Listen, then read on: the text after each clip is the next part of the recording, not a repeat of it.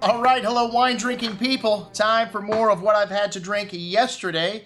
And our good friends from Duzer Winery were in. I say good friends, but everyone's our good friend in the wine business, you know. I mean, when you're a lover of wine, everyone is your friend that has good wine. And these guys have got good wine. This is a project that Bill Hill left Napa Valley to go and start. And he is a pioneer of vineyards in Napa Valley. And I guess he got bored and wanted to do something else. And, you know, unfortunately, this was not successful for him. He left shortly after that. And they renamed the winery to Duzer. And they're making the best wines that this property has ever made today. And this 2013 Pinot Gris, outstanding. And, well, part of the reason for that is the new winemaker that they have hired, Florent Merlier. And he's brought the whites and the rosés up a notch in this wine. And the winery was named after the corridor that brings the cool air from the Pacific into the valley, and this wine's got a lovely, well-endowed bouquet of pear and apple fruit, an array of white flowers, and some nice minerality showing there. They only make 10,000 cases here at the moment under this label, but they have enough room at the winery to do about 20,000, and right now everything's estate grown, but they're going to be changing that and bringing in a few new vineyards to get the quantity up, maybe to about 30,000 in the future. So 2012, you'll see some purchased fruit enter into the mix for some of the wines. This wine on the palate, though, a lot of juicy tree fruit, lovely freshness, and a good amount of that perfumed floral nuance through the finish, and lovely tongue-tingly minerality. It's $17.25, a very good little Pinot Gris, one of the things they are known for up in Oregon. The Pinot Noir Rosé, well, a lot of people make rosé just to make their red wine more concentrated. It's called a Saignée method. Well, let me tell you, the great producers of rosé do not use the Saignée method. They leave the juice in contact with the skins for a short period of time.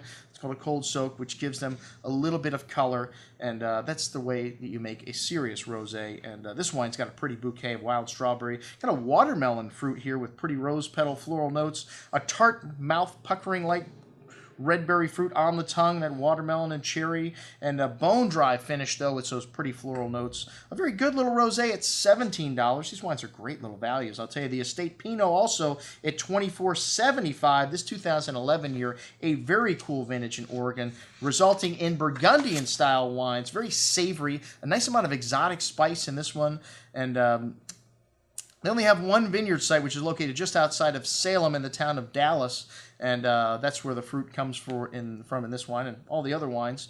And this wine's got a lovely red berry fruit on the tongue, wild strawberries, cranberries, and a little truffly note to this wine, earthy note as well, and a zesty finish, nice acidity here, exotic spices, an excellent little Pinot at $24.75. And then the Dijon blocks, this 2011 also, and this one is a bit austere here. These 2011s, like I said, showing that cooler vintage, so you get a more red berry fruit. And this is a single clone, so it's different blocks within the vineyard, all that have the Dijon clone planted to them.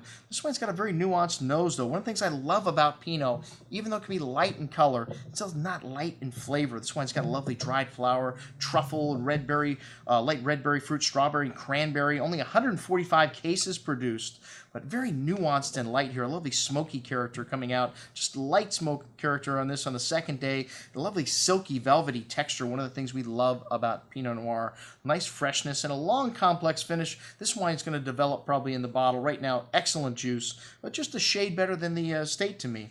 The West Side blocks, Willamette Valley. This was my favorite of all of these. This wine, 2008 vintage, so a much warmer vintage and showing a little bit of development. You know, I think all great wines are better after they have a little bit of time to develop in the bottle. This wine has a very rich, smoky nose with exotic spices, a blend of different clones here, all from the west side of their vineyard. And this one's got dried meat, a good amount of dark cherry, dark raspberry fruit, dark spices, really nice complexity here on the nose, and a richer palate, more of a dark fruit, dark raspberries on the tongue, an array of dark spices, fresh black spice, and silky velvety tannins through the finish. Really nice complexity, a little bigger and more structured Pinot, but that's what we expect in a vintage like 08, which was a little warmer. Most excellent juice at 56 1/4. And that's what we had to drink with our friends from Duzer Winery. I'm your host, Andrew Lampasoni, signing off for the Wine Watch, saying remember, always drink the good stuff first.